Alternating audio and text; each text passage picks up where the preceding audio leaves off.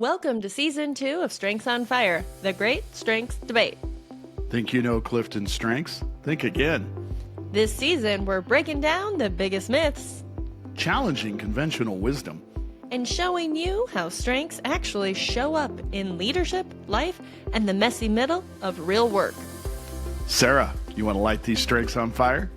Let's light it up! Mr. Bill Dipple, how we doing today? Fantastically. And Sarah Collins, always amazing to work with you. How's that? Did you tell me the weather's not so great in your part? It's been a little gloomy. We're end of May right now. We've had a lot of rain, which is good. You know, it's making the gardens grow. The grass is green. But for a Memorial Day weekend, it was pretty rainy, gloomy, a little chilly, which is not what we love. But summer is coming. You know, I actually looked at the weather app today, and I see the 70s and 80s and the sunshine. It is in my future. Wow. It's tough for me to resonate with that right now because Reno, Nevada, Oh my gosh. springtime right now is spectacular. What is the temperature? We're hovering right at the 76 degree mark. Okay, right? I that's think we might nice. have hit 80 yesterday. Nice. That's some- beautiful. Some light afternoon breezes. We're in a desert, so we don't have any Right. humidity to deal with. I know that's something you gotta play with. Yes, we do. right? My husband is actually in Las Vegas, and literally hours before he had to get on his flight, he looked at the weather. Had packed and everything. Looks at the weather and is like, "Oh my gosh, it's going to be 100 in Las Vegas." Yes, it is. I don't know if I brought enough shorts. And in this moment, I'm thinking, could I hate you more? Rookie mistake. And I'm right? like, you know, it's a dry heat there. Every Midwesterner knows, right? Like, it's a dry heat, so it's not going to feel as hot. Man, I never understood packing right the minute before. I always got to know it way. He ahead was of time. already packed. He literally had to go like repack and add shorts because he just packed blindly. Yeah. You know, I am going to defend the male part of this, though. I mean, we'll rotate shorts and make it look good, changing up shirts. We can put that. I know. You know, we don't put in the amazing time and effort that the ladies in our lives do. So, Well, and to his credit, he was in New York last week, and so what he did is he got home from New York, threw his suitcase in the washing machine, put it in the dryer, and put it back in the suitcase. oh no. I too know, good, so too good. goofy. But Yeah. Bill, I have a different question for you that's more related to the point of this podcast. Oh, you mean we're throwing podcast questions at each other all of a sudden? Podcast No. questions. I mean, Welcome if to we the have podcast. to know, we have to know. So what? Yes. What do you got today? Okay, so how have your strengths, Mr. Dipple, helped or challenged you as a business owner lately? Oh, how very meta. We're going to talk about me today, or at least my strengths. Yeah, just for a little bit.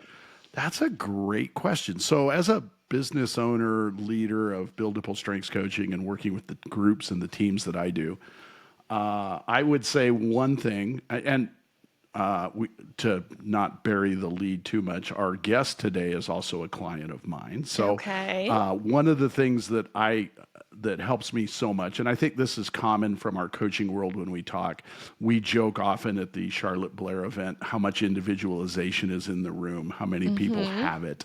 And so for me to be able to break down my clients and to be able to really assist and understand what they bring individually has been super helpful. And I think that's a commonality to that. Of course, number 2 for me is developer. So weird, individualization developer turned into a strengths coach. I don't know how, the Right. magic happened there. Shocking. But the one thing I would say right now that has been very helpful for me, but also something I've had to work with, is I think we've casually mentioned on one of the previous podcasts, I have an intern at the moment, and she's been shadowing me all month. As a matter of fact, today or tomorrow's her last day with us. So she's been amazing. She's wonderful to deal with, but that developer, super flared up, right? Yeah. I need to get her up to speed. I want her to do everything. And kind of funny, she was telling me some of the other ladies at her school, they were all talking about their internships because as seniors, they all have to do it. Mm-hmm. And some of them were like, yeah, I got to shred and file all day for 60 hours. And that would kill me. That would kill my developer if Yeah, she for didn't sure. walk away and be like, oh, I got to do that. And I've had her speak at BNI, and I've had her talk yesterday at a half-day event we did where she was talking about what strengths meant to her. So I would just say being able to woo it up, number 4 for me a little bit, Mm-hmm. that's good, but also keeping the developer individualization really high with her Mm-hmm. and allowing that to happen. That happens a lot with my clients. So I'm very grateful for that, and my guest today's part of that. I'm very, very grateful to work with today's guest. However, that is kind of common for me. The challenge for me lately has been the internship because I didn't really expect it to come to be. So, Okay. you almost feel like a father. You want to help so much and put all the information in. So, and then really grateful. I asked her yesterday, well, what are you going to do with this? Because she wants to go on and possibly do psychology and do some other stuff. She said, I think I might go get certified. And I Wow, was look like, at wow, that. Bringing up what? the next generation. Gotta love it. Just saying, I'm doing all I can over here, Sarah. Yeah. I'm doing what I can. I So mean, the more you golf, you got to replace yourself somehow. look, this tan doesn't just happen, right? I mean, I got a lot to go on with where we're at. So, but look, I have hid the lead long enough. Let's introduce our guest today, right? Yeah, let's do it. We've got a great question today, a question I'm really excited to hit on because it's high for me responsibility, and I like it being there. And our guest today has some real uniqueness in the executing themes that we're going to point out in a couple minutes. So I'm really grateful to have worked with this person for, I think, can I say how long now? A year and a half? Year? Somewhere Yeah. in there? Yeah. So, I've worked primarily, actually exclusively with this client one-on-one, more from a director C-suite, let's get together and talk about moving forward and going through. So I want to introduce today Becky Murway. Becky, welcome to the show. Awesome. Hi, guys. Thanks for having me. Oh, love having you on today. Mhm. And as we would point out, responsibility, which is our question today, is number 1 for you. Mm-hmm. And, we're always talking about how those fit and where they sit. Can you remind people of what your top 5, top 10 are? Or should I run Oh, them through? Oh, she's going you to go look. ahead. I'd have to use my notes, so you go ahead, Bill. I know. I don't want you to have to. You don't need to pull them up. We'll hit you with them. I So, definitely know the top 2, but I'm not that good at the other ones yet. so your responsibility and your harmony are really tall, right? That's 1 Mm-hmm. and 2 for you. Then she follows up with restorative, achiever, individualization, as we all know, one of my favorite themes, relator, input, arranger. She rounds out with focus and empathy. Yeah. And we have coached around a bunch of those. Would you say that's fair, Becky? Absolutely. Yeah. And Becky, I don't know if you claim these, but for the audience, I'm looking at her full report, and discipline, deliberative, and consistency are 11, 12, 13. So she is an executing powerhouse, is what we're going to say. I would. have met Becky for about 7 minutes, and I already know that this woman can get stuff done. Yes. I don't like to strengths predict, but I'm just going to go out a limb when we've got Yes. all of the executing themes except one up in the top 13. There's something Yeah. happening there. Well, and after my, a little bit of coaching, I changed my LinkedIn little descriptor to make people happy, get things done. That's what I like to do. Yes. Oh, Yes. yes, because she's got those 4 relationship building themes. So making people happy, that's important too. It is. Yeah. Becky, I've got contacts at 11, and I like to know a little background information. So can you tell us a little bit about, what do you do? What's your role? What's your work? Sort of the work you're doing with Bill. Give us a little bit of context of who you are so we can kind of place you in the world. Sure. So I, for about 10 years in my previous career, I co-owned a business. It was in the advertising marketing space. So that's been my whole background is advertising marketing. And then within the last 2 years, I shifted my career completely and went into a whole nother world of architecture. So, Wow. yes, very exciting, but also everything's new. So it's been a challenge, which I've just been so grateful for. And I've loved every minute learning all of the things. Sad to say I'm not an architect, but I was going to do. say, I need to know, are you an architect? Like, what do we mean? How does one become an architect after having a whole career? So you are not an architect. What is the role that you have now? I am director of operations for our Director firm. of operations. Oh my gosh, how fitting with all these I executing know. themes. It's terrible, isn't Yes. it? How does she do Wow. it? Okay. Yeah. Excellent. And how long have you been in this new career? Almost 2 years. Almost 2 years.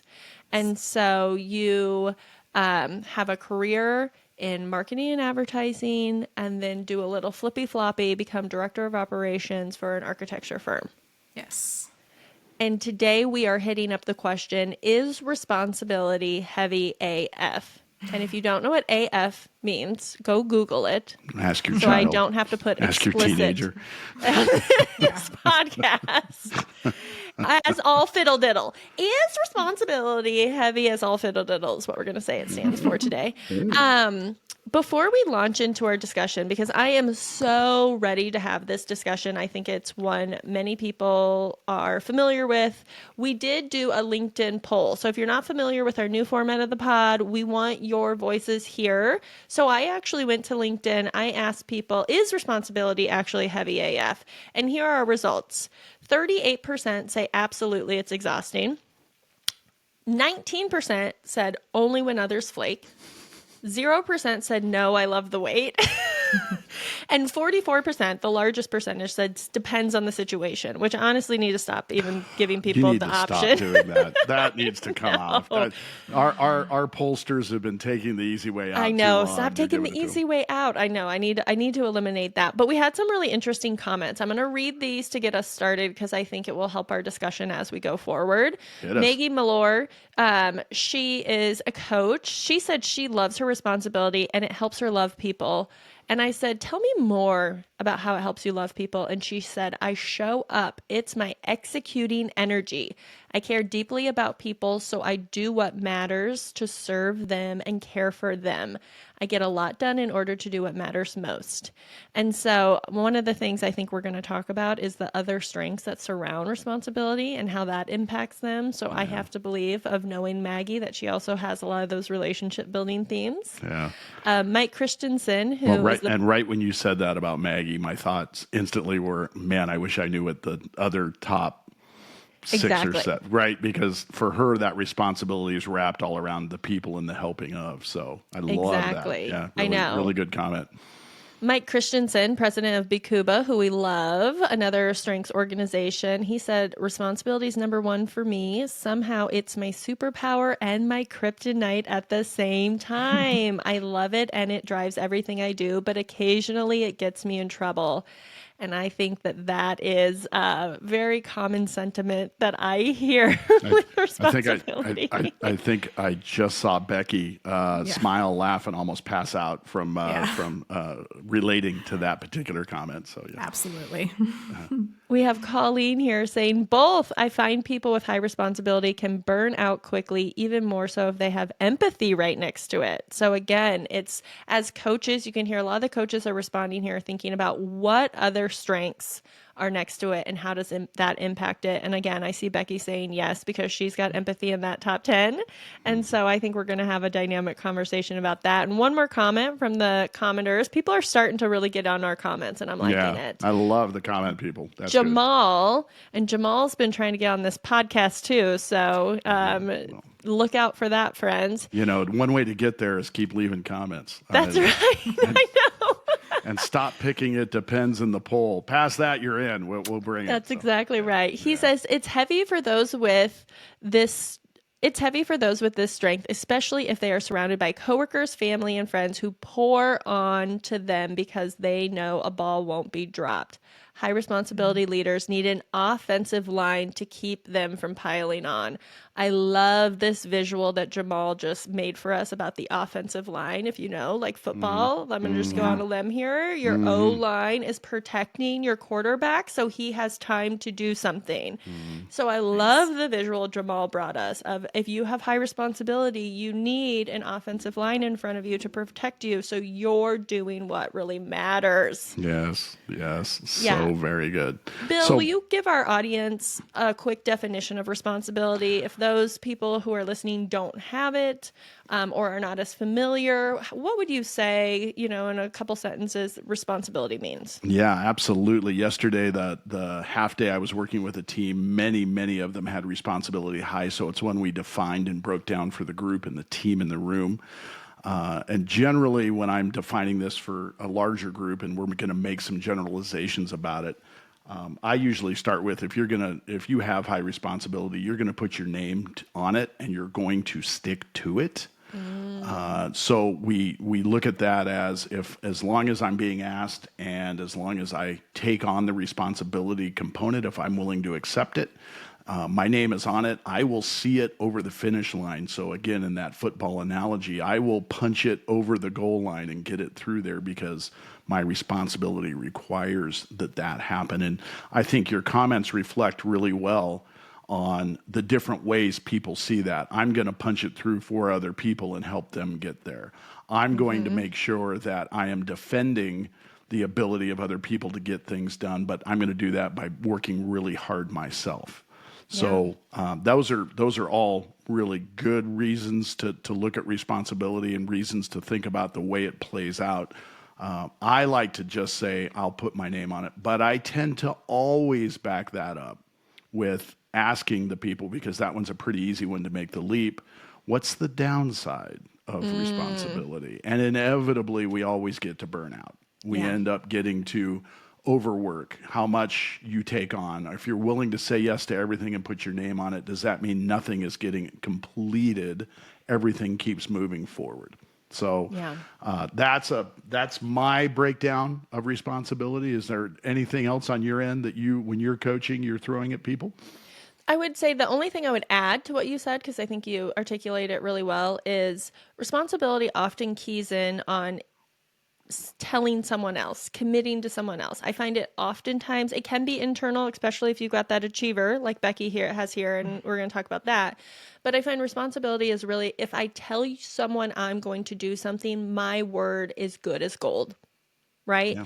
It's that anchor of another person is expecting this, and that it's if you've read The Four Tendency by Gretchen Rubin, I often find that our responsibility folks can be obligers, and obliger is like, if I tell someone I'm going to do it, I'm going to do it. I may not, depending on my other strengths, I may not be as accountable to myself. Right. But if I have responsibility, I'm anchoring to someone else, and that is going to pull me to do the things and get the things done because I'm putting it on my shoulders. Absolutely. And Becky, it's number 11 for me, number 9, I believe, for you, Sarah. So that's why we're super excited to talk about this today. You can tell by listening to us, we're railing on about responsibility and how it fits, but it's not number 1 for either of us. So can you give us an example of maybe talk about the responsibility that you have, where it comes into play for you, maybe a situation or two recently where you've found that your responsibility or some of the coaching we've done has stepped up, made a big difference for you? Sure, yeah. I think just in the way that I've transitioned in my career recently, Sure. It's been so helpful. I mean, I came into the firm using my advertising marketing background. They needed those services at the time. And I also had the background of being a business owner. So I immediately empathized with our owner, Jeff, and saw how busy he was. And I kept saying, I know that my role is advertising marketing, but if you need help with this, I can do that. And if you need help with this, I can do that. And I love that, makes me happy. I love doing that. But that did get me to where I am today and transitioning to operations, because he saw, and I love that he saw these things and appreciated these things in me, that I was able to kind of do multiple things. And I like being a part of all different types of or portions of the business, right? So I think my responsibility has played out in that I can help myself in furthering my career and furthering the way I can help our firm. So I use it in a good way in that way. Yes. Yeah. I would absolutely agree. You use it in a great way, right? Especially Yeah. coaching with you and working through how that responsibility is actually most often for you. It's felt heavy for you at times. I Yes. know that, but being able Yeah. to coach you and say, look at the good that you're doing with it. Look at how you've transitioned, where you've pivoted. And as you give us that breakdown, that harmony that's right next to it, I hear it so much in you. And we've worked on this a bit together, and I feel for the owner of the company I'm currently at. I need us going in that same direction. I need to keep us moving, and I need to be responsible to make that happen. I need to make sure Absolutely. he understands that I am here to make all of this better, easier as we keep going. And there have been Absolutely. times you and I have worked where you have thought, I'm not even certain anyone notices. And then you realize somebody makes the comment. Somebody says, Yes. man, thank you so much for doing that, and what it means to you, right? Again, Yes. that harmony that's in there, and the achiever being able to check the boxes and being Yes. able to move through it, right? Can you touch on that for a second, the achiever side of it, and how important it is to get it over the line, but check it off, get it done, move forward? Absolutely. Yeah. Having a list of tangible items for me to complete is like my sweet spot. Sure. I just love, when I'm able to, especially if it's connected to another person. If they've asked me to complete a task or if they need me immediately, I just get a lot of gratification out of, being able to help other people and being there for them, being able to answer questions or get the answer for them. Yeah, I love that. And I also, my connection with other people is super important. So, part of the responsibility of me coming to the team was business development as well. So kind of part of the advertising marketing side was going out to events, and I was willing to do those things, but it was a brand new industry for me. So I didn't know anyone. So I kind of put the challenge on myself. It wasn't really internally in the company, it wasn't a big push, but he said, oh, if you're willing to do those things, that's great. Go out, meet some people. But for me personally, it was a big challenge. And I thought, if I'm going to ingrain myself in this industry and I'm going to learn these things, I need to meet these people and I need to get out and build relationships. And so I put it as a personal challenge, and I started going to all these events and doing all these things and really putting myself out there. And it honestly couldn't have gone better. I mean, it's hard. It's very hard because I am more of an introverted person. But I will say that making myself do those things, I've felt so many of my strengths kind of blossom from doing those things. We actually met at you and I met at one of the events that you were there to meet people at. Yes. And we were literally at a local AAA baseball game, and I was sitting in it with a group of people, and we were standing around laughing and talking. And Becky came in and she goes, "I know you, aren't you? Aren't you Bill Dipple?" And I went, "Yes, I am, but I'm sorry, I'm just total disadvantage." And instantly, all of the, the harmony, relator, all the empathy, all of that, the people skills popped up. She says, "I know about your coaching. I've talked to some people. I've done this. I'd be interested in talking to you about." And I thought, absolutely, let's talk about working at Frame, or let's talk about working with your group. And she goes, "No, I'm talking about me. I want to get together and talk about why I do some of the things I do and where we go. And I think we can be really effective with that." And that was a year ago, little tad over a year ago. So, and we just blossomed from there. And again, what I keep hearing from you, and I love so much in working with you, Becky, is the smattering of all of the blue, the relationship themes that are interspersed with the purple, all of the executing themes that you have. have allowed you, and it's been a beautiful coaching moment with me to be able to pivot back and forth onto those and get you to see, man, I really do mean these things for these people from a relationship point of view, and I need to up those at these relationship moments. And then there are times I need to execute, and I can flop and think about moving those. We're never one theme at one time. We're never one thing. We're not just responsibility. We are a variety of these themes, but your ability to think about them and focus on them. And we've done some goal setting work, and we've done a lot of work around which way you're moving forward that week or that period of time. And then we've associated and looked at the results. That has been really rewarding for me as a coach, because you're a dream client. You do the work, you show up, and you come back. So in that relationship, do you feel that pivoting between relationship and executing has been incredibly fruitful for you, as much as I think I've seen it in you?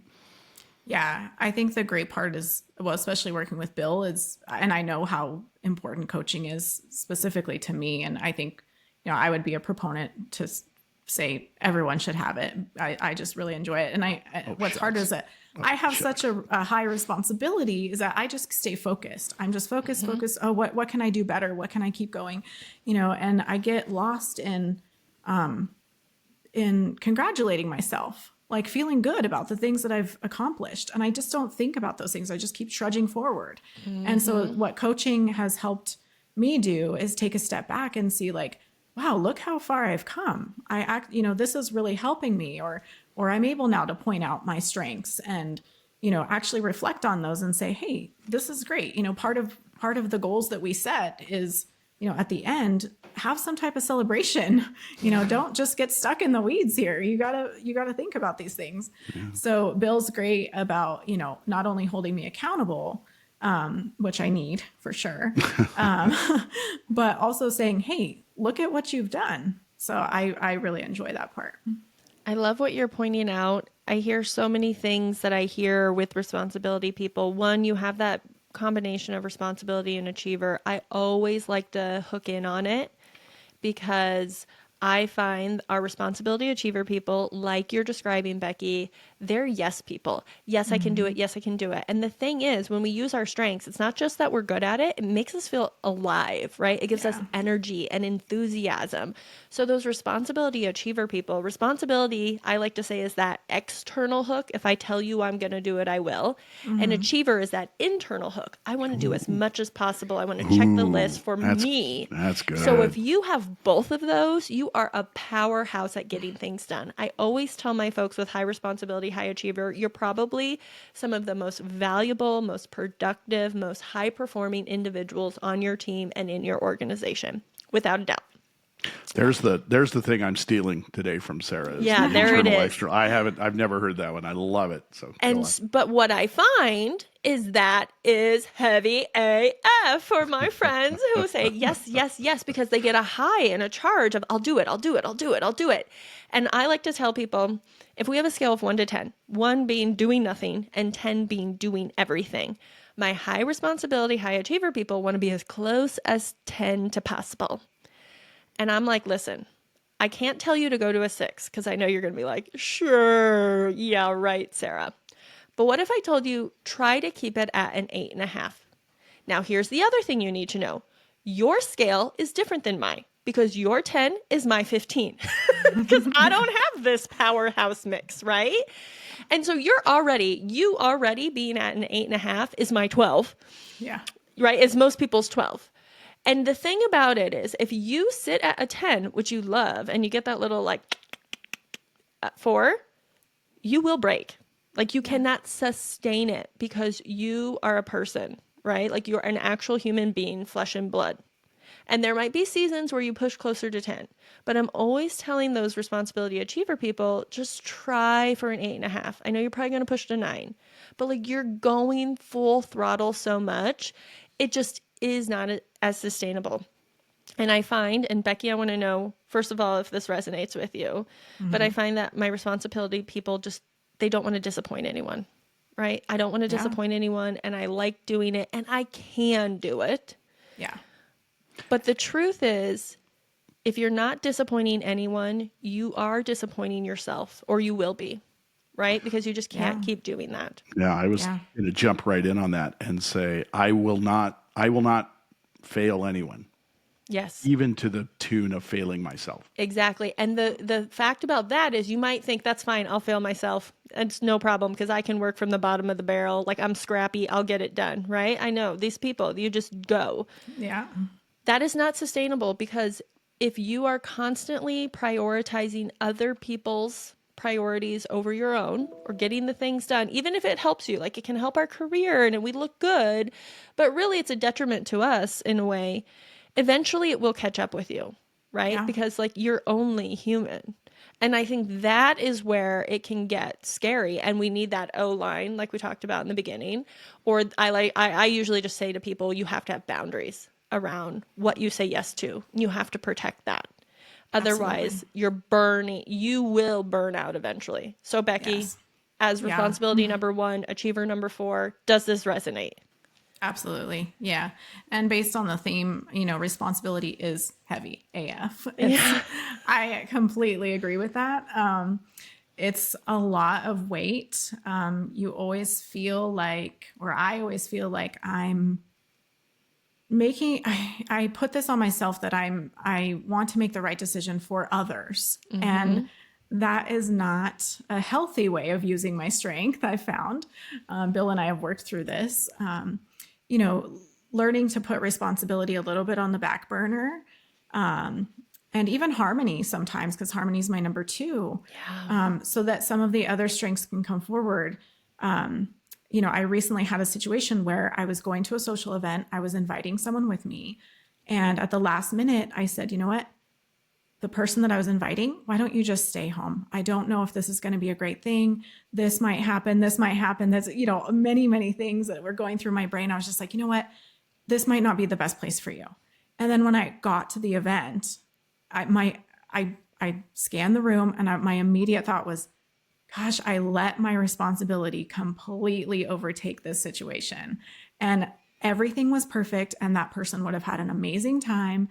And I don't know what I was thinking. I just was spiraling in my responsibility and, just certain times like that or you put too much on your plate or you say yes to too many things. And it's all in good. You're trying to do the best thing you can, but it's just, you put a lot of weight on making sure that other people have a good experience or making sure that you're, taking care of everything for everybody.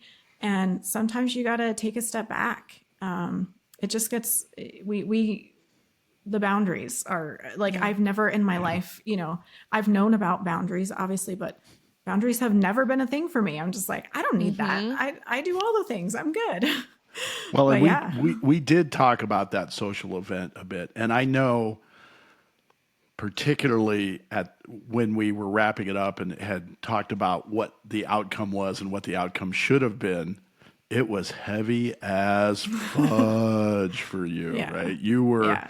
You were sitting with me and we were going over the depth of I don't know why this burdened me so. My Right. responsibility was so high that I didn't want to introduce some people to a situation that in the wildest, the craziest of situations might have been a little uncomfortable for them. Right. And I think Rather also than you sorry, Bill, no, you tend to get blind in the situation. Like my responsibility took over so much that why it ended up being so heavy, that particular situation, is because I realized it was bigger than that.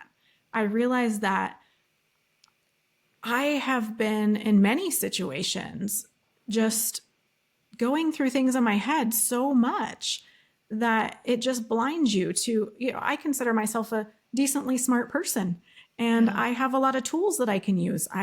I read a lot of self-help books. I do coaching. There's many tools that I've put in my life that I could use in this situation. But in that particular situation, none of it mattered.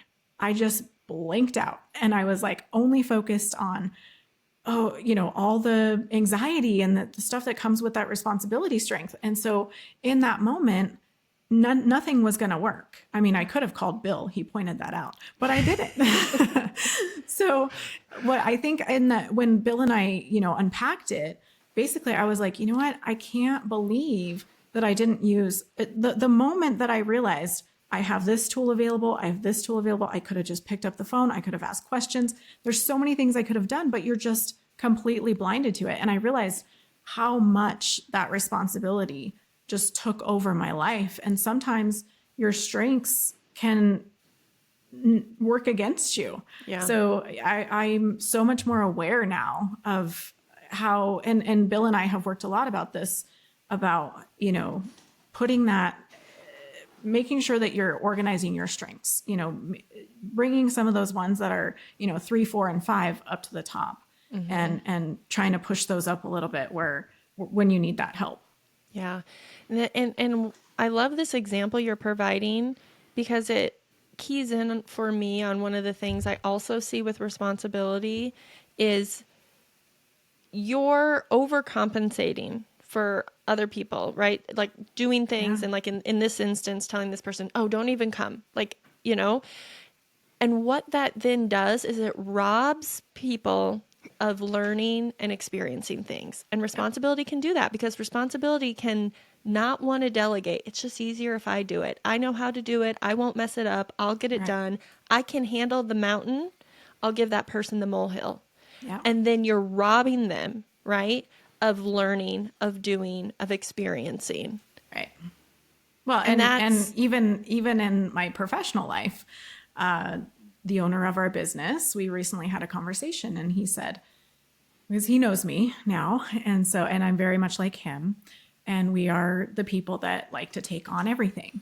Yeah. And so he had literally written quite a few things on the board, or basically different positions in a company, like operations, marketing, admin, this, that. And he says, pick one. He's doing this exercise with me, and I'm like, I know where this is headed. And he's like, you're really great at, this, and this, but if you could only do one, pick that. And I'm like, but I don't want to.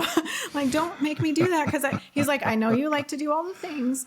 And that's what's really hard what his point was, let's have you focus on, this, and then let's delegate. Yeah. And for me, delegating is like a bad word. It's like, I don't know. I don't trust well. I'd rather do it all myself. Yeah. And that's because you're so good at doing things. I see this happen with people as they transition from an individual contributor to a leader, manager role. If that responsibility is really high, that's where it can get us into trouble because we have to start learning how to delegate. And it can be hard when you're the one carrying everything. Yeah. And in Becky's case, I would say the things we're working on now and moving towards is how do we re-aim? We don't remove responsibility and in her case, restorative out and not use it. It's restorative being number 3 for her. We actually re-aim them. So now, as we're looking at it, who in the social situation, it was one phone call she could have made. It could have been to me, could have been to one other person. She realized that and then boiled it down to that. So how do I aim responsibility to, instead of swim in the moat and stay heavy as fudge, right, everywhere it's going, how do I get you to aim it at the one thing that will solve the problem? Because you're so good at that. Your restorative problem solving has solved it. All we need to do is get you to now responsibility activate on it. And she had the answers. She was so mired in the rest of it. And you mentioned the work component too. How do I get you to look at the responsibility of delegation rather than the heaviness of delegation? Right. How can the restorative problem solver in you bring up your empathy and your harmony with people that you're delegating to, and then fuel the responsibility of getting everything done for Jeff and Frame? Right. And that's our next step. Yeah. And I can hear, the responsibility combined. We've talked about it a little bit, the harmony, the empathy, the individualization. It's like at this point, you're using it to protect people. I'll just do it as if it's a gift to let someone do nothing. right? Like, I'll do it. It's better for the business. It's better for me. And then that person doesn't have to do anything. And that's a good thing, right? And it's like what Bill's saying is like shifting that to be like using your individualization, your empathy, your harmony to think what is best for that person. Well, that person needs opportunity to grow. Yeah. So how do I take my relationship building themes and my responsibility and think, it's almost like sometimes it's like put on a hat that you are a leader who is helping this person grow. What do you know about this person? Where do they need to grow? Now it's your responsibility to get them there. Right. And I so, think go ahead, Sarah. No, you go. Oh, well, I was just going to say with my background and what I'm learning about myself is that I am a good person to do the big picture thinking. So I need to let myself do that. I think what's hard is, and Bill and I have worked on this a lot, is I get a lot of satisfaction from checking the boxes. And when you're doing big picture thinking, it's kind of nebulous, right? There's not a whole lot of structure around it. So what Bill and I have been working on is like, you know what, maybe if I do put structure around it, or maybe if I put some due dates on things that, hey, this is a big picture item, but let's break it down and let's put some check marks next to it. Put it in a format that I can use to my benefit, right? So that way I don't get stuck in, there's certain things that, hopefully this doesn't come off wrong, but like there's admin tasks that are not necessarily what I particularly should be doing. You shouldn't be wasting your time doing some of those things. Right. I'll say it. So I find myself putting contracts together, and I find myself doing, invoicing, and it's like those things need to be done, and that's why I'm doing them, and it also fuels me because it's getting done. Right. But it's not necessarily the best use of my abilities. So I need to work through that. It's a work in progress, basically. And I just want to commend you, Becky, because you sought out coaching, and the thing you're experiencing is something almost every person as they level up experiences. You're not broken or wrong or doing it, in a bad way. You're actually normal. And this is absolutely common to go from that IC to a higher level, right? To being thinking bigger picture. It is a hard transition, especially when you've gotten to where you are because you were doing all the things. Right? Yeah. That's what usually we're so good at doing that we get elevated in our companies, and then our roles switch. And I love this strategy Bill has you on, because it's exactly what I do with a lot of the leaders and managers I work with, is how, especially with your achiever, which likes the list, how do we put these nebulous things on a list? So even when people are managing someone, it's like, well, I can't spend all my time talking to these people. I need to get stuff done. And it's like, well, now talking to these people is getting stuff done, because that is your role. So you put it on the list. Put it on the list that this week I need to spend 10 minutes talking to George, and we can be talking about his pool in his backyard. And that is actually part of my job now. Right? Or I need to spend the time thinking big picture. And I love the due date thing, because I think that for responsibility people can be huge, and connecting the due date to someone else who's going to check in on you. Absolutely. Yep. That's what we just talked about. It's like, if I know that I'm being held accountable, I will absolutely be there and I will absolutely do it. I just need that other person to know, even if they don't even care about when it's due. I've told them that I will do it, and then I'll make sure I get it done. Yeah. And some of the stuff with Becky has been, I will drop everything because somebody asked me to do an administrative task. Oh, yeah. Because I said yes. And all of a sudden it's like, stop, hold on, right? Yeah. We need to set some stuff up. So some of the leading towards our dumpster fire question a bit here, Becky, I'm going to lead you there, because there's some good ones here that will step in, and our firework moment too. We'll hit that in a moment. But in the dumpster fire side, some of what we've experienced and worked with Becky has been, the really good parts have been getting her to see and understand where that responsibility is letting down other people, right? And you're not taking responsibility for the things that you should be taking responsibility for. That has been really fruitful with Becky. She also, I would say, is really receptive to the idea of moving between her themes and understanding what she needs to ramp up. What has been tougher with Becky has been getting her to do accurate time budgeting and accurate ideals around long distance or even medium distance goal setting. Personally, I can't stand 2-year goal setting because I don't see it, and I don't think most people do, so I don't do it.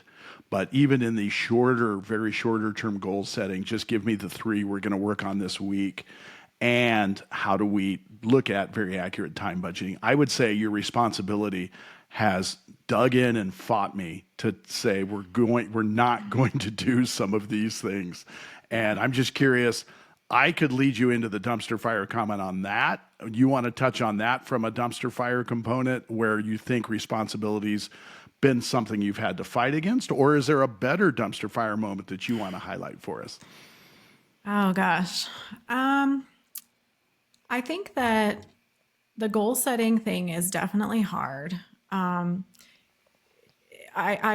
have found that my general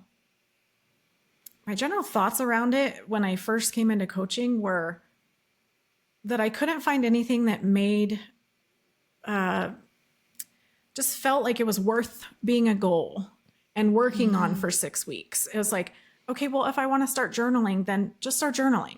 Or if I want to change my calendar, just start. Why am I setting this as a 6-week goal, or however long we talked about it? It is like, it just seemed like a process that was like didn't make sense to me. So, but once we started getting into it, it's the whole habit forming thing. There's a lot of talking through things that we've gone through. I mean, we unpacked a lot, and going through the process, I think I understand it now. I think the part of me that's like immediate gratification, I just thought, well, I could just start doing this. But I think the whole process of asking the questions and making sure that what you're doing is right and why are you doing it, and all those things are super important. So I do feel that it's easier now for me to understand the whole goal setting process. It's still hard for me to, I still need help with the actual goals. Like what is it? How do I define the best goals for me to set for myself? You know what I hear at play here, I think? You're a ranger. You have a What's that mean? ranger at 8, and a ranger, I find, both a ranger and adaptability sometimes really struggle with goals. And especially because you have so many executing themes and you just do it. Like you're saying, you're like, well, if I don't need a goal, I'll just get it done. I'll just say I'm going to do it, and I do it because that's how you operate. Right. And a ranger, I also hear you're a ranger when I think about how you're saying, oh, if someone comes and says, I need this task done, you're like, going to do it. Right. And then your focus, it sounds like, can come and you get it done. Yeah. But that a ranger is kind of loving that chaos of the moment, right? Because that's what a ranger does. A ranger loves to just like pick up doing this. Now I'm doing this. Now I'm doing this. And we're so good. I call it like coordinating chaos. And it can be like physical chaos or mental chaos, but they're just like, Yes. right? Well, and Bill and I have worked through the calendar thing, right? So previously, when I owned a business for 10 years, it was chaos. It was mostly just 3 of us. It was all about what can we do to keep our clients happy. So every moment of the day was, if the phone rang, we were available. If they needed something, we were available. If I needed to pay bills, I did that. If it was all the things. And it's probably because it's 10 plus years of doing that. It's just ingrained in who I am. And I do thrive in it. I thrive in the chaos. And the more I try to organize my calendar, coming into this, we're a small business, but it's more of a corporate side, right? I'm not the business owner any longer. I'm on the corporate side. And so allowing myself to organize my calendar and set certain goals and the time, allowing myself the time. I know that our owner is very supportive of big picture thinking and giving yourself the time to set all those goals. However, it's me that's holding myself back. It's me that will not block the time on the calendar. Bill says it's not time management, it's you management, right? So it's like the time is the time available. You've got a chunk in your day there. That's what it is, right? You've got to be able to tell yourself that you're going to hold true to what's set on your calendar and that's not going to go anywhere. And you're going to take that time, because spending 2 hours for me just thinking is like torture. Like I feel like I am zero productive at all. Yeah. Okay, I have some thoughts. First is I like to think of our strengths as muscles. So when we are born, we've got some are bigger muscles, right? And I find achiever responsibility, society loves those. As a child, you were probably so good at doing stuff and everyone was like, "Oh, Becky, you're so smart, you're so good." And so those muscles get really big. And so it's like achiever responsibility don't really need more investment because you have, especially if you're American, we are like, we love kids who do everything and get stuff done and get straight A's and do all those things, right? And so you've been pumping and investing in those. And so that's why they end up so big and strong that most of the time when we have clients with those, we're like, let's make those smaller. Yeah.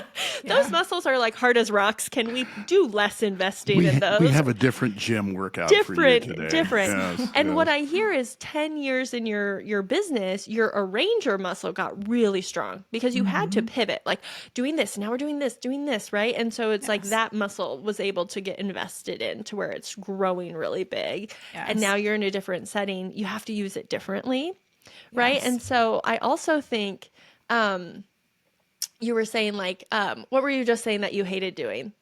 I'm losing my train of thought. Oh, the calendar, like The blocking calendar. out time. Yeah. The blocking out time. Okay. You will have one strategic thinking theme and its input. What I'm thinking is when you are doing higher level thinking, maybe it's not doing it alone. You have 4 relationship building themes. I wonder if when you're doing higher level thinking, you need a partner that's going to key into your responsibility and your relationship building themes. So you say, okay, I'm going to take 2 hours at a coffee shop and I'm going to bring this key person and we are going to brainstorm these ideas together. Does that feel like it would be more enjoyable and less torturous for you? So you're still getting the thing done, but you're doing it with an accountability partner who you get to bounce ideas off of? Yeah. So, Sarah, you must be a coach, I'm guessing, because Bill and I have absolutely talked this exact same thing. I feel like I might have talked myself into it, and Bill was like, "Yep, you figured it out." Because, Yep, let's build it. yeah, for me, it's absolutely like I get stuck in a bubble, and I feel like I have to bounce ideas off of people, and that's when I thrive. And I've told some people this before. It's like I literally just talking through something, if I can just use you as a bouncing board, you don't have to say a word sometimes. I will, and even with Bill, like I will talk myself through something so hard that I figured out the whole thing and you haven't even had to say anything. And sometimes, and it's something that I've been working on for a while. And the second that I'm able to just get it out and have someone else hear it, yeah, it's totally true. It works wonders for me. And I definitely need to keep that in mind when I'm doing that strategic thinking. And I think what's hard is, the person that would make the most sense to do that is our business owner, Jeff. And he has a schedule that is also chaos. So I do feel like some of my responsibility is to do those things on my own. And that's what's hard is we need, and we're growing and we're trying to, work on these things. And so part of, getting more structure in the business and more people in the right seats is that he will have more time to do that strategic thinking with me. And I'm hoping that becomes more cohesive because I do really need that. Well, and I also hear you falling into the same trap. I mean, I don't know anything about your business, but you're making an assumption that if you right now were to ask for some of his time to do the strategic thinking, that you would be burdening him.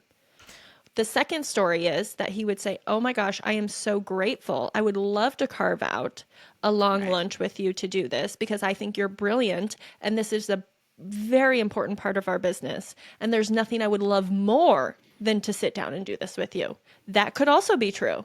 Absolutely true. It is true. I'm just laughing because you're basically, Sarah, boiling down the, every 6-week program I've worked with her to, a finite 1-hour podcast because we have spent a lot of time strategizing how to work and make sure she's getting the appropriate amount of time with her boss and how that looks. We've even worked on upping some of her female social circle and making sure that is an input output for her, right? Because as you pointed out so deftly and quickly as well, that she needs that. She has to have those. And in relation to our debate question today, that responsibility is heavy, and Yeah. she needs to have an outlet, something to bounce off of. It's what drew her to the coaching side with me, and it's what draws her and fuels her in her current working environment in such a powerful way that the times they do talk, he totally values her input, and she Yeah. will routinely come to me and say, "Well, this was fantastic. This went so very well, and it was great getting this out and making this happen." And then we strategize, how do we get more of that? How do we make sure we're there? How is that fueling where you go? And So, Sarah, to your point, also, when I owned the business, I found a local group of business owners that put together, it's called the Entrepreneurs Organization. Yeah, And EO. EO. So it's global, but it's our local chapter. And they were doing an accelerator program and asked me to join as a small business that wanted to accelerate in different ways. And it provided various coaching opportunities and various opportunities to get together with your peers and just bounce ideas. And I had always said I found my people with that, because Yeah. these are people that love to talk business, which I could do all day long. And they want to help and they want to share stories and experience share. And you just grow so much just being able to talk to other people. So it definitely, started with that. And I realized that that was something that was really important to me. And then when I didn't have that, going into this new part of my career, I really felt like I wasn't getting anywhere. I mean, I was doing my job and I was super happy. But I approached Jeff and I said, I really do better with coaching. Like, I really feel that I need that in my life. And he was like, yes, I completely agree. He's a proponent of coaching himself. So to have that support and be able to get back into it and be able to bounce ideas is definitely been a huge help. Yeah, and I think those people out there listening who probably have high responsibility or are working with someone with high responsibility, I think coaches can be hugely important for you, because responsibility often needs that anchor of another person who's holding them accountable. So if you have a Yes. coach who is saying, did you do this? Did you do this? Did you do this? And okay, I got to meet with my coach next week. It can be a great trigger to do the things you need to do. And this is what I mean. You're already doing your to-do list. If you have high responsibility, you're probably doing good at work. But you as a human being to level up, to leverage yourself, or to help your mental health, because as Bill said in the beginning, when we talk about responsibility, we talk about burnout. And so to help you as a human, a coach can be hugely impactful. And how great for you, Becky, to not only know that, but to have a business owner who sees the value in that too. Yes. So, Becky, we've talked a lot about how responsibility is heavy. Tell me, and you can use any of your strengths. When have your strengths been a firework moment? Success, like where do you feel like, yes, this is just firing on all cylinders? 4th of July. Let me see. Well, here, give me a second, because I know I made a note. It's something. Of course, she made a note, right? of course Yes, she did. I Right? make all the notes. She has a got list five- of. She has five a list of executing her themes, lists. 8 in the Yes, top it's 13. So good. Yeah. Yes. Okay. Well, I put down that my top strengths, so responsibility, harmony, achiever, and individualization, and relate, I threw relator in there, have just helped me so much in my career transition. I mean, I didn't see the transition coming really. I just wanted to find a business owner that was going to appreciate me. And, coming from owning your own business, it's quite a transition to not be that person anymore and to go into a single role. And it was very scary. And I think that my strengths have just really helped me see that there's things that I can do that are hard. There's challenges that I've taken on over the last 2 years that I'm super proud of myself for doing. I've realized that one of my strengths as a person is relating with other people and being able to build good relationships. And I was doing that in my business without having a clue what I was actually doing. I was just doing what I do. I was just, I'd have people say, oh my gosh, this was the best experience. The other experiences I've had were like so horrible. And I would just kind of think, who are these people that they're meeting that like, I'm just being who I am. Right. Yeah. And then now translating that into what I do now and going out to events and meeting people, I've had the same experience, and Jeff has come back to me and said, I've heard that your strength is getting out in the community, and I want you to do more of that because people are enjoying and they're coming back to me and saying, hey, it's so good to see Becky out in the community, and she was doing this, and I saw her at this place, and it's learning about people individually, that whole individualization part. I think that for me, the fireworks moment is more about me learning that I am doing good. I am using my strengths and I have these things that are actually making an impact. And I think before I was just kind of going along and like, oh, this is just, I'm trudging. This is just what I need to do. But actually realizing that, people are saying that this is a good thing and I am this type of person that should be doing this. It makes me feel really welcomed, especially in this new industry. Yeah. That recognition good. is so important. Absolutely. So good. Interestingly, when she talked about the themes in her firework moment, she glossed over restorative, the problem solving theme. She talked about all of the other ones. And it's so funny. And I know I coach around this a lot. I have to assume you see this a lot, Sarah, how often we hear the thing that they so frequently don't get. Because I just heard problem solving, right? All of it's there. And she's like, nah, that's not one that I know that I hit. And how frequently we have to work with them and go, that's all problem solving. Because that's on the bridge of her nose. She doesn't even realize she's doing it because it sits so close to home. Yeah, and so good for you, Becky. And that's a wonderful firework moment for you. I absolutely love that you're there and that you're accessing it, seeing it, knowing it. I would give you another firework moment, and that was being brave enough and smart enough to get some coaching.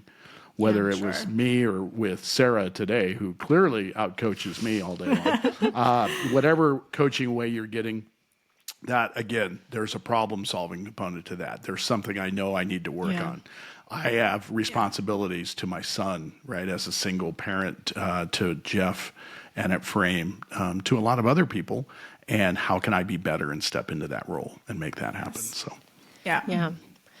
I love hearing your stories, Becky. And I have one last metaphor for Becky and for our folks listening with responsibility. So I want you to think, I find that my responsibility folks often act as a lost and found bin. Anything someone drops or forgets or doesn't pick up, my responsibility people come in there and like, oh, I got it. I'll do these things, right? Yeah. We need to stop doing that. I know you want to, and I know you can. And I know you'll get all the lost and found bins to the places they need to go. But instead, in order to embrace the boundaries, I want you to start thinking of yourself as a carry-on bag. Okay? You know, the carry-on bags, they got to be small. They're making these planes smaller. And I got to fit it either in that little bin above my head or in front of my seat. So I have to be selective about what I'm picking up and putting in my carry-on bag. And that means, what do I need to get me to my destination? What are my goals? Right? Right. What do I need? So when you are feeling the weight of responsibility, think, oh, I am being a lost and found bin. I am just doing everything for everyone. And now, tomorrow, I'm going to go to work and I'm going to be a carry-on bag. And I'm going to really think, where am I going on this trip? What are my goals? And then what do I actually need to pick up to put in this little bag to go with me? Yeah. Does that help? Absolutely. Yeah. And just reframe, just every morning I try to think, how can I be the most effective? And not get caught in those little tasks that, consume my time. Yeah. Because a yes to anything is a no to something else. So as our responsibility, we love to say yes. Yes, I'll do it. Yes, I'll do it. Yes, I'll do it. Yes, I'll do it. You are saying no to something. And if you can figure out what are all those yeses saying no to, you may be able to reshift your priorities. And then I think the biggest thing is those boundaries, and that is hard. And I do think having a coach or a great mentor, guide, friend, somebody who you can communicate with regularly to help you think about what do those actual boundaries look for you? Because boundaries is a great word to say. It's a great thing to like placate, but like in real life, what does it mean? And it's a lot harder to do it than to say it, especially for those of you with that strong responsibility, because you can do it, but should you? Absolutely. Should you? Yeah. Yeah. Well, Becky, been an absolute joy to work with you for the year plus that we've been doing this. Watching your growth, watching you expand what you know about yourself, how you're stepping into both parenthood, dating life, the real world transition as a business owner to an employee that means something that's a completely different role for you in a completely different field. All of those things have been so rewarding for me to be able to work with you on and talk you through it and make that happen. And we absolutely love that you joined us today to talk about responsibility. I think the debate is over. It is heavy AF, right? I don't know that we've come to any other conclusion. I think it's heavy for Sarah and I too. It drove us to create the podcast. It's driven us to you heard some of our pre-chatter about we're changing things up because our responsibility is to make it as good as we can make it for the coaching community and our arsonists. So again, thank you very, very much for being here today, taking that hour out of your time, and tell Jeff thanks for having you on loan today. We appreciate that. Absolutely. Yeah. Thank you guys. It's been fun. Excellent. All right. Well, with that, we're going to bow out. Thank you guys so much for listening. We're excited to be back on season 2, and we will talk soon. Bye. Thank you for joining us on Strengths on Fire. If today's conversation sparked something in you, be sure to subscribe, share, and leave a review. We're here bringing you fresh insights to fuel your growth and ignite your potential. Remember, your strengths are powerful, so let's keep the fire burning. And if you're looking to transform your organization through strengths-based strategies and coaching, reach out to Sarah Collins, founder of Collins Collective, or Bill Dipple, founder of Bill Dipple Strengths Coaching. Connect with Sarah at wearecollinsco.com. Follow her on Instagram at SarahCoachCollins, or email her at sarah@wearecollinsco.com, SARAH.